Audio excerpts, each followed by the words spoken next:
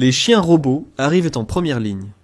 Ils peuvent rapporter, ils peuvent attraper, et ils peuvent décimer toutes les troupes russes qu'ils rencontrent. Quels sont ces chiens robots? Que peuvent-ils faire? Et comment l'Ukraine les utilise-t-elle pour traquer les soldats russes sur le champ de bataille? Les premières nouvelles de l'utilisation par l'Ukraine d'une armée de chiens robots sont apparues en août 2024, juste au moment où le pays a mené avec succès sa contre-invasion dans le Koursk Oblast de Russie. Forbes a fourni les premières informations et photos des machines. Les chiens drones ressemblent plus à des poulets fraîchement rôtis qu'à des canidés, malgré leur déplacement bien plus rapide que cette description le suggère. Ils ne sont pas autonomes, chacun étant piloté à distance par un soldat. Mais le concept est simple. Les robots canins de l'Ukraine sont les versions terrestres des drones, ou UAV, que le pays a utilisés pour dévaster les troupes russes durant une grande partie de la guerre. En août 2024, l'Ukraine avait environ 30 de ces chiens robots, tous fournis par une entreprise britannique nommée Brit Alliance. Les premiers rapports ont exagéré le potentiel de la machine. Par exemple, le tabloïd allemand Bild a suggéré que les nouveaux drones terrestres de l'Ukraine étaient donc capables de détecter les troupes russes avant d'attaquer, tout comme le ferait un chien d'attaque traditionnel. Ce n'est pas le cas! Les drones canins ukrainiens ne peuvent pas chasser au sens traditionnel du terme. Ils peuvent effectuer de nombreuses opérations sur le terrain qui nécessiteraient normalement des soldats humains. L'Ukraine utilise ces robots canins pour explorer l'intérieur des bâtiments, avant et après qu'ils aient été vidés. Ces drones terrestres peuvent infiltrer des tranchées et explorer des bois denses où des soldats russes pourraient se cacher. Le robot semble être à la chasse, et c'est en un sens le cas. Les robots sont munis de caméras intégrées, transmettant en continu des images en direct à leurs opérateurs, permettant à l'Ukraine de recueillir des renseignements sur le terrain. Selon Forbes, les chiens sont utilisés non seulement pour trouver des soldats russes, mais aussi pour localiser les pièges.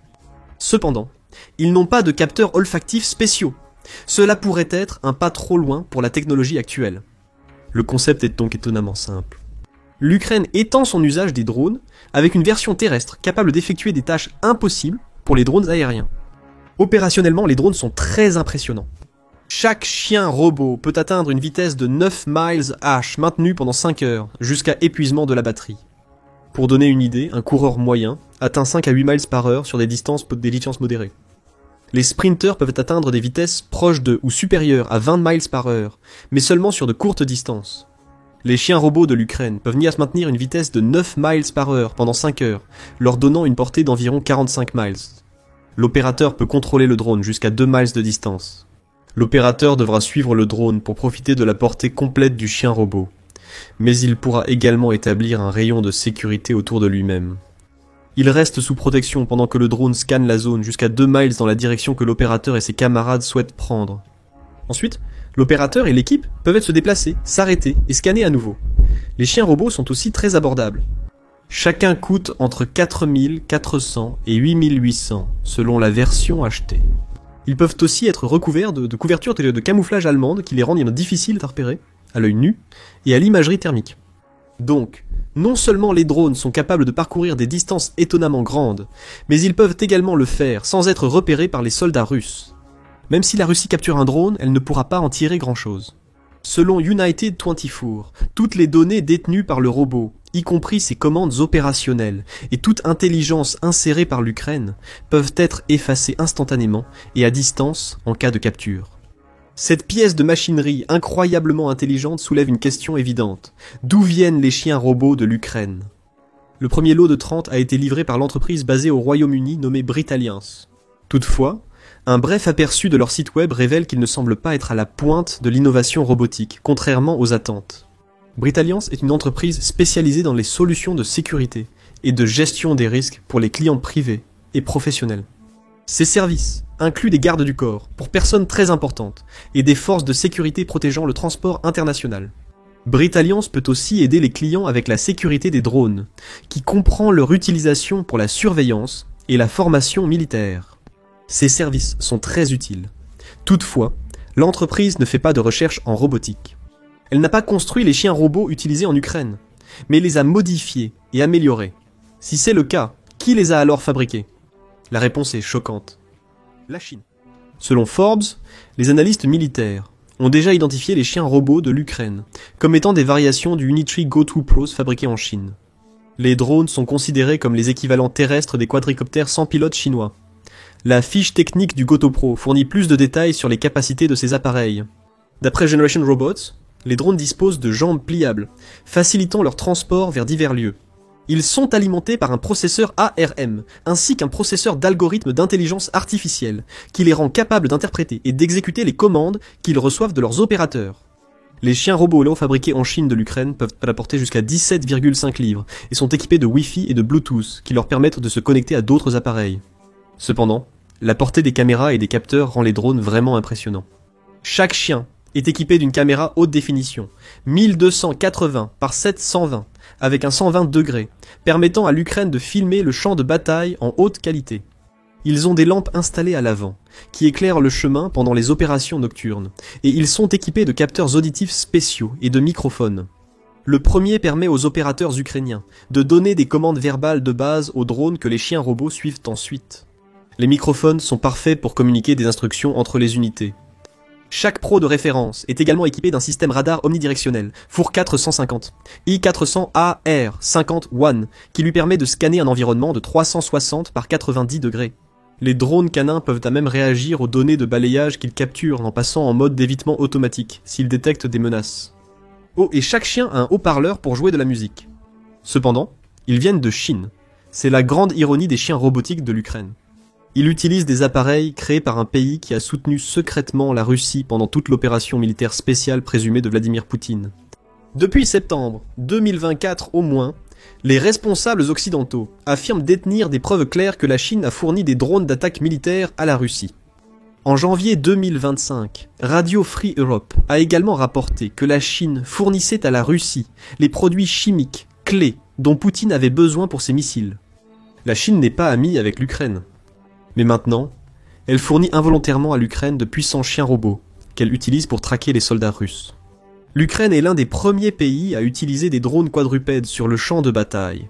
Ce concept de robot est plus ancien qu'on ne le pense. Par exemple, Boston Dynamics a développé un concept appelé Big Dog pour l'armée américaine en 2005. Ce drone a été conçu principalement pour transporter des fournitures à l'infanterie sur un terrain difficile, tel un mulet de bas. Malgré un prototype fonctionnel de Boston Dynamics, le projet a été abandonné car les chiens robots étaient trop bruyants. Un autre projet de cette entreprise a été nommé Spot. 50 United States Air Force a envisagé d'utiliser des robots fantômes, de grands drones marcheurs, pour patrouiller dans ses bases et même parfois comme tireurs d'élite robotiques. Le problème avec les drones est que la perception du public à leur égard est souvent négative. Les États-Unis possédant la technologie des drones chiens, mais ne les ont pas déployés activement sur les champs de bataille et les bases militaires en raison de l'aspect dystopique que cela représente. L'Ukraine n'a pas de telles hésitations. Elle se bat pour sa survie contre des vagues apparemment interminables de soldats russes, et elle va utiliser tout ce qu'elle peut obtenir pour se défendre, même si ces nouvelles armes viennent de Chine et n'étaient même pas destinées à un usage militaire. L'Ukraine utilise des chiens robotiques contre la Russie. La question est maintenant de savoir qui les contrôle. Le Daily Mail a découvert la réponse dans une vidéo YouTube de mars 2025. Il a révélé que ces chiens robots futuristes étaient déployés par l'unité de combat la plus innovante de l'Ukraine, la Brigade des milliardaires. Cette unité a une histoire fascinante. Son existence a été révélée au début de la guerre en Ukraine. Vsevolod Kosmiakov, leader de l'entreprise, est le fondateur et président directeur général d'Agrotrade Group, l'un des plus grands producteurs et stockeurs de céréales en Ukraine. Kosmiako ne se concentre plus sur son entreprise, comme il l'a dit à National Public Radio en juin 2022. Oui, je suis un homme d'affaires, et maintenant je suis le commandant d'une unité militaire en Ukraine. La brigade milliardaire de Kosmiako est techniquement une unité civile, financée et formée par certains des gens les plus riches d'Ukraine. Cette unité reçoit toujours des ordres de l'armée ukrainienne. Cependant, elle opère de manière indépendante, ce qui en fait l'une des forces paramilitaires les plus intéressantes du pays. Au moment de l'interview de Kosmiako par National Public Radio, tous les recrues recevaient des armures corporelles, des casques et des AK-47. Ils ont aussi obtenu des drones pour surveiller le champ de bataille durant les premiers mois du conflit, avant que l'Ukraine ne réalise leur véritable utilité dans sa lutte contre la Russie. L'unité a même ses propres véhicules, tous achetés par ses riches soutiens. La brigade des milliardaires est aussi une unité de volontaires, classée comme unité de défense territoriale ukrainienne.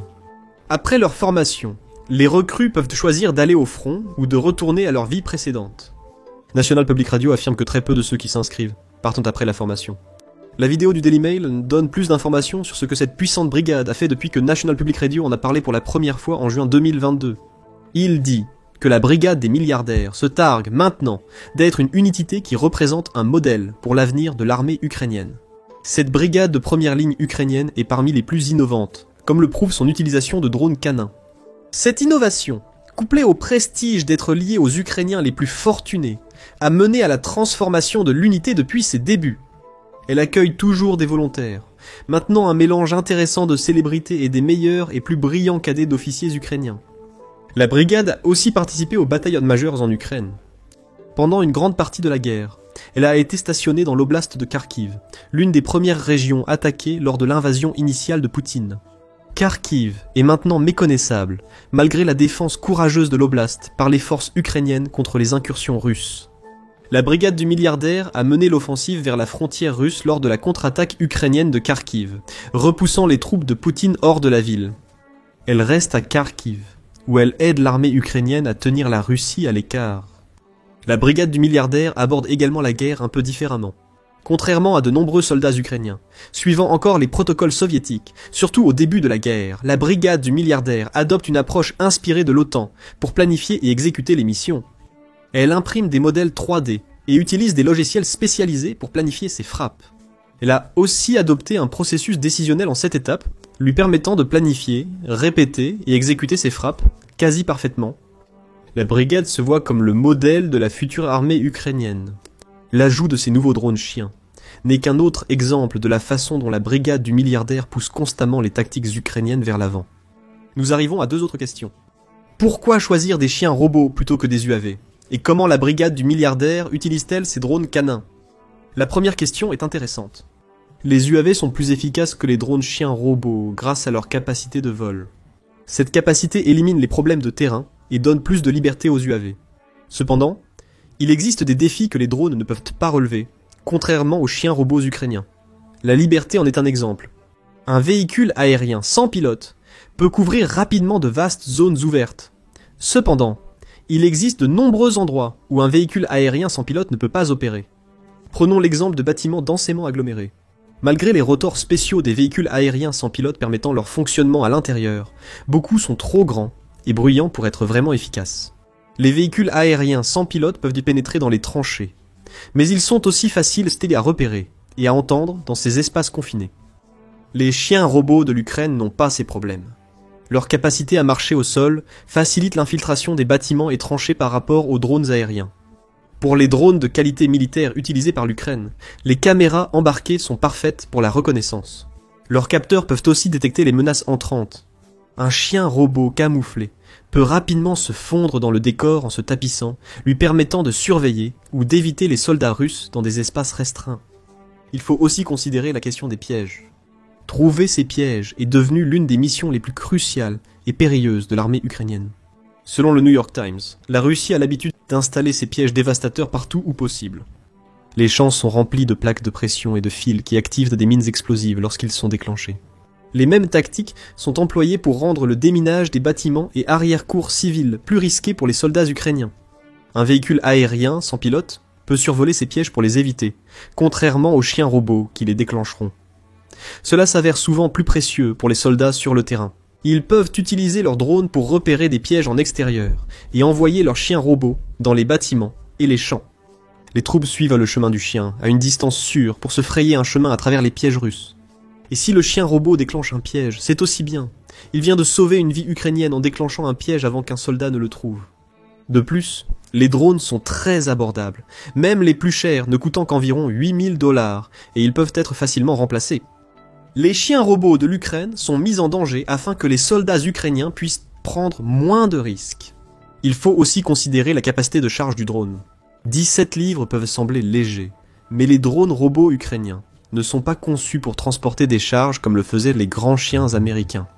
Toutefois, cette capacité de charge suffit amplement pour que l'Ukraine puisse ravitailler ses unités sur le front en fournitures médicales et en munitions. Imaginez un robot coursier capable, grâce à ses jambes, de traverser des terrains inaccessibles aux petits robots à roues et à chenilles utilisés en Ukraine. Cela le rend utile pour transporter des fournitures dans des environnements de combat urbains et des terrains difficiles similaires. Les chiens robots ukrainiens pourraient potentiellement devenir des armes létales. Attachez des explosifs sur un drone et vous obtenez une bombe furtive capable de pénétrer dans un bâtiment, d'approcher les soldats ennemis et de détonner sur commande. Des experts militaires ont évoqué l'idée avec l'ancien consultant Valéry Ryabik, suggérant que la transformation de chiens robots en drones suicides pourrait changer la donne sur le champ de bataille. Cependant, Brit Alliance, l'entreprise qui fournit ces machines, insiste sur le fait qu'elles ont été conçues pour sauver des vies, pas pour les ôter. Leur directeur général a été clair. Le modèle Batu est conçu pour déminer et repérer les pièges, pas pour mener des attaques. Il reste à voir si l'Ukraine respectera cette mission ou les modifiera pour le combat. Il s'agit finalement d'automatiser les tâches de première ligne, où les soldats risquèrent leur vie. Les chiens robots ukrainiens sont modulaires. Un soldat anonyme a déclaré au Kyiv Post en septembre 2024 que ce produit est une plateforme de base où toutes les technologies pertinentes peuvent être intégrées. La guerre évolue, et ceux qui s'adaptent et saisissent de nouvelles opportunités auront l'avantage sur l'ennemi. Les chiens robots ukrainiens apportent un avantage sur le terrain, mais la brigade des milliardaires ne s'appuie pas seulement sur eux. Dans une interview avec le Daily Mail, un membre de la brigade a expliqué qu'ils utilisent divers véhicules terrestres, sans pilote, généralement contrôlés à distance et aussi loin que possible du champ de bataille, pour assurer la sécurité de leur opération. Il a montré comment ces grands drones à roues et à chenilles gèrent la logistique, transportant les munitions et réduisant les risques pour les soldats. Cela remplace les humains, facilitant et sécurisant leur travail, et remplace aussi d'autres véhicules plus vulnérables et coûteux. Le chien robot, différent des autres drones de la brigade, n'a pas été développé en Ukraine, comme souligné par l'unité. Il fait néanmoins partie intégrante de l'équipe. La question restante est simple. Quelle est la prochaine étape pour les chiens robotiques de l'Ukraine ? Le soldat interviewé par le Daily Mail donne quelques indices. La plupart des drones fabriqués en Ukraine sont améliorés et modifiés avant leur utilisation, déclare-t-il aux journalistes. Ce commentaire fournit des indices sur les plans futurs de l'Ukraine. Alors que les premiers lots de ces robots canins ont été fabriqués en Chine et modifiés et livrés à l'Ukraine par une entreprise de sécurité britannique, les prochaines itérations viendront de l'Ukraine elle-même. Rustem Umerov, ministre de la Défense ukrainien, l'a confirmé en février 2025. L'Ukraine augmente la production de ces systèmes et déploie des unités robotiques à part entière dans le cadre des brigades de combat des forces armées en première ligne. En traduction, les chiens robotiques ne seront plus limités à la brigade des milliardaires pendant beaucoup plus longtemps. Cette brigade a servi de modèle pour ce qui était possible avec ces drones innovants. Maintenant, l'Ukraine va fabriquer les siens et les déployer au reste de ses forces. Selon Umerov, les systèmes terrestres, sans pilote, ont démontré leur capacité à réaliser diverses missions de combat, mener des opérations offensives et défensives, soutenir logistiquement les unités, évacuer les blessés, ainsi que poser et déminer des territoires. Notre but est de former une armée où les technologies de pointe assistent dans les missions les plus périlleuses, préservant la vie de nos soldats. C'est là le but le plus important des chiens robotiques de l'Ukraine. Selon Umerov, nous verrons beaucoup plus de ces drones sur le champ de bataille à mesure que la guerre en Ukraine progresse en 2025. Que pensez-vous des chiens robotiques innovants d'Ukraine ? Quelles autres utilisations voyez-vous pour ces drones ? Quelles autres nouvelles technologies l'Ukraine pourrait-elle intégrer à ses forces armées pour lutter contre la Russie ? Dites-le nous en commentaire et merci d'avoir regardé.